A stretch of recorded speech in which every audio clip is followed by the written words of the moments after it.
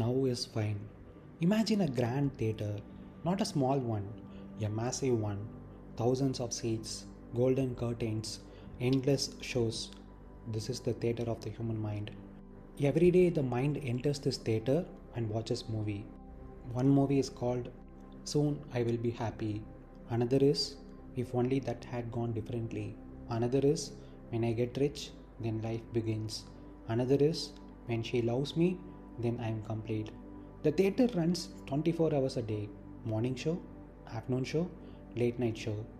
And every film promises the same thing. The next scene will be better. So the mind keeps watching. It watches future fantasies. It watches past regrets. It watches imaginary pleasures. And slowly, without noticing, a life passes inside a cinema hall that does not exist. One day, someone asks a quiet man, "What has been the happiest moment of your life?" The man does not search his memory. He does not replay old scenes. He does not project a future. He simply looks around. He sees the chair he is sitting on, the air moving through the room, the simple fact of being alive, and he says, "Now is fine." Not amazing, not ecstatic, not the best moment ever, just fine. But the mind hates this answer because the mind survives on unfinished stories. If now is enough, then the theatre must shut down. No more, I will be happy when no one respects me, I lost my chance, soon everything will change. All the movies lose their audience and the projector stops. Here is the strange discovery. When the movies stop, nothing is missing. There is breathing, there is silence, there is existence. Life is not asking for anything. It was the mind that kept demanding scenes. The endless momentary pleasure theatre only survives because the mind believes the next scene will complete me. But completion never arrives in a scene. Scenes are temporary. Completion is what remains when the scenes stop. So the wise man does not chase pleasure. He simply steps out of the theatre. And outside the theatre, there is no drama, no climax, no tragedy, no grand success story. Just life quietly happening. And in that quietness, he says again, "Now is fine." Not because life is perfect, but because the need for another scene has disappeared. Most people misunderstand what "now is fine" means. It does not mean you stop working. It does not mean you stop planning. It does not mean you become passive. It means something much deeper. It means you stop psychologically living inside imaginary scenes, the theater of scenes. The human mind is constantly projecting scenes, not reality, scenes. Examples, past scenes. I should have said that. If only that girl had chosen me. Back then my life was better. Future scenes. When I make money, life will begin. When I get married, I'll be complete. When I succeed, I'll finally relax. The mind lives inside these scenes like a movie watcher. But here's the key thing. Scenes are not life. They are mental cinema. Why the mind loves scenes? The mind survives on incompletion. If you truly felt complete right now, you wouldn't obsess about validation. You wouldn't replay past arguments. You wouldn't imagine future victories.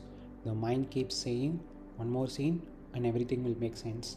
But that one more scene never arrives. Because the moment a scene becomes reality, the mind immediately creates another scene. Example, once I get the job, then once I earn 20 lakhs, then once I start a company, then once people respect me. It never ends. This is the endless momentary pleasure theatre. Why completion cannot come from scenes? Scenes are temporary. Every scene has a beginning, a middle, an end. Even the best scene ends. The relationship ends. The success becomes normal. The excitement fades. Then the mind says, "That was good, but the next one will be better." So completion keeps getting postponed forever. What happens when scenes stop? Now imagine something radical. For a moment, the mind stops projecting scenes. No past replay, no future imagination, just this moment. You are breathing, you are sitting somewhere, life is simply happening, nothing is missing. That moment is complete, not dramatic, not euphoric, just complete. That is why Naval Ravikant could say, "Now is fine." This does not mean stop planning. This is where people get confused. You can still build companies, make money, go to the gym, learn sales, plan projects, but the difference is psychological dependency. You do these things as actions, not as completion seeking scenes. Example, two people build a startup. Person 1 thinks, When this succeeds, I will finally feel worthy. Person 2 thinks, this is interesting work, let's see where it goes. Both do the same action, but internally, they live in different worlds. The real trap. The real trap is believing my life begins in the next scene, the next relationship, the next job, the next achievement. But life is not a sequence of highlights. Life is mostly ordinary moments. If you cannot be at peace in ordinary moments, you will spend your entire life waiting for special scenes, and the theater will never close. The deep realization. Completion is not a scene. Completion is the absence of the need for another scene. That's when someone can look at a completely ordinary moment and say, now is fine. Not because life is perfect, but because the mind has stopped chasing the next movie. So, most humans are addicted to imagination. They are not living life, they are watching films in their mind. And the tragedy, the theater is always full, but almost nobody walks out of it. So, listen, most people spend their lives waiting for a scene, the next success, the next relationship, the next recognition, the next moment where life will finally feel complete. The mind keeps whispering, just a little further. The next scene will complete you. But every scene ends. Pleasure fades, achievements become ordinary, memories lose their intensity, and so the theater continues. New scenes, new desires, new expectations. An endless momentary pleasure theater. But the strange discovery is this: completion never arrives inside a scene.